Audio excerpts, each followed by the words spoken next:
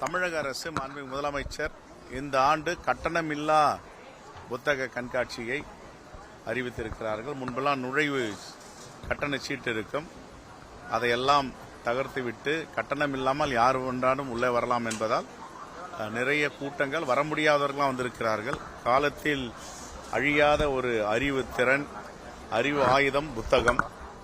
எல்லாம் நம்மை விட்டு சென்றுவிடும். புத்தகம் மட்டும்தான், அதை படிக்கும் வரலாறு செய்திகள் மட்டும்தான் நம்முடன் இருக்கும். விலை மதிக்க முடியாத புத்தகங்கள். இதை புத்தகமாக எழுத்தாக பார்ப்பதை விட அறிவாயுதமாக பார்க்க வேண்டும். இங்கே பல நூல் நிலையங்கள், பல கவுண்டர்கள் எல்லாவற்றையும் சுற்றி பார்த்ததில் பெருமகிழ்ச்சி அடைந்திருக்கிறோம். இன்னும் இதை உலகத்தரம் வாய்ந்த புத்தக கண்காட்சியாக மாற்ற வேண்டும் என்பதுதான் எங்களுடைய பார்வை. பெற்றோர்கள் குழந்தைகளுக்கு புத்தகங்களை வாங்கி அந்த வாசிப்பு பழக்கத்தை எந்த அளவுக்கு அவசியம் சொல்லித்தர வேண்டும்? இன்னைக்கு தமிழ்நாட்டில் வருடம் வாசிப்பு பழக்கங்களும் கல்வித்துறையில் வளர்ச்சியும் அதிகரித்துக் கொண்டிருக்கிறது. உத்தரப்பிரதேசத்தோடும் பல மாநிலங்களோடும் தமிழ்நாடை ஒப்பிட்டும் சில அறிவு ஜீவிகள் இங்கே வந்து இந்த புத்தக கண்காட்சியை பார்க்க வேண்டும்.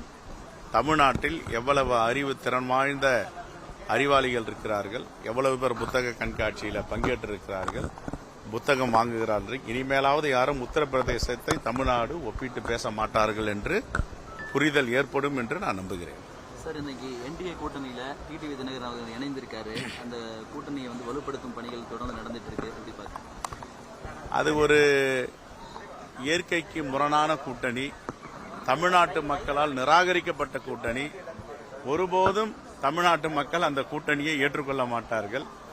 இன்று இணைந்திருக்கின்ற அமமுகவின் தலைவர் நேற்று வரை துரோகி என்றும், உலகத்தில் ஒரு பட்டம் கொடுக்க வேண்டும் என்றால் இப்படிப்பட்ட துரோக பட்டத்தை உலகமே கண்டிருக்காது என்றெல்லாம் அவரை பற்றி பேசியிருக்கிறார். இப்பொழுது எப்படி அவரோட அரசியல் செய்ய போகிறார், எப்படி அவரோட களம் மேடை ஏறப் போகிறார், வாக்கு கேட்கப் போகிறார் என்ற கேள்வியெல்லாம் மறுபுறம் இருக்க, இன்று கூட்டணியில் சேர்ந்தவுடன் என்டிஏவில் அவருடைய பெயரை சொல்லுவதற்கே தவிர்க்கிறார்.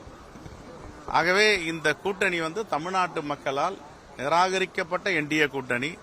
மோடி ஒரு முறை இல்லை, 100 முறை வந்தாலும் தமிழ்நாட்டு மக்கள் ஏற்றுக்கொள்ள மாட்டார்கள். குறிப்பாக நம்முடைய தமிழ்நாட்டுக்கு சேர வேண்டிய, அடுத்த தலைமுறையை உருவாக்க வேண்டிய பள்ளி கல்வித்துறைக்கு